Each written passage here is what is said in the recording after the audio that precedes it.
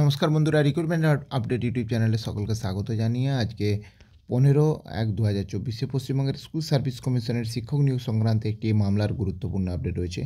আসুন এই সংক্রান্ত আপডেট দেখে নিই বিস্তারিত কী রয়েছে। কলকাতা হাইকোর্টের হলফনামা দেওয়ার অভিযোগে এবার ভুল হলফনামা দেওয়ার অভিযোগে এবার মধ্যশিক্ষা পর্ষদের সচিবকে তলব করলেন বিচারপতি। যোগ্য প্রার্থীকে চাকরি না দেওয়ায় এসএসসির সুপারিশপত্র জারি সত্ত্বেও এক তরুণীকে চাকরি না দেওয়ার অভিযোগ উঠল মধ্যশিক্ষা পর্ষদের বিরুদ্ধে। এই নিয়ে মধ্যশিক্ষা পর্ষদের বিরুদ্ধে আদালতে মিথ্যা হলফনামা দেওয়ারও অভিযোগ সামনে এলো। কারসাজি ধরা পড়ে যাওয়ায় সোমবার মধ্যশিক্ষা পর্ষদের সচিবকে তলব করেছে আদালত। এবং এই বিষয়ে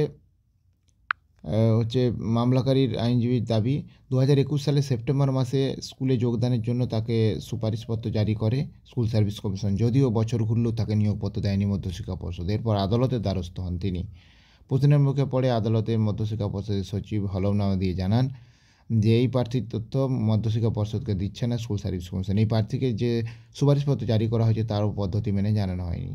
কিন্তু মধ্যশিক্ষা পর্ষদ সচিবের দাবিকে নস্যাৎ করে এসএসসির আইনজীবী বলেন তাদের করণীয় সব কিছু করা হয়েছে, তারপরেও প্রার্থী কেন নিয়োগ পাননি তা মধ্যশিক্ষা পর্ষদই জানে। নিজেদের দাবি সপক্ষে সব রকম প্রমাণ পেশ করে এসএসসি।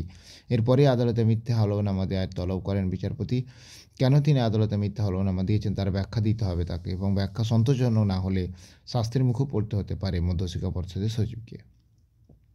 তো যাই হোক, এই আপডেটটা আমি শেয়ার করলাম। আরও আপডেট পেলে অবশ্যই শেয়ার করবো। সঙ্গে থাকবেন এবং চ্যানেলটা সাবস্ক্রাইব করে নেবেন। ধন্যবাদ।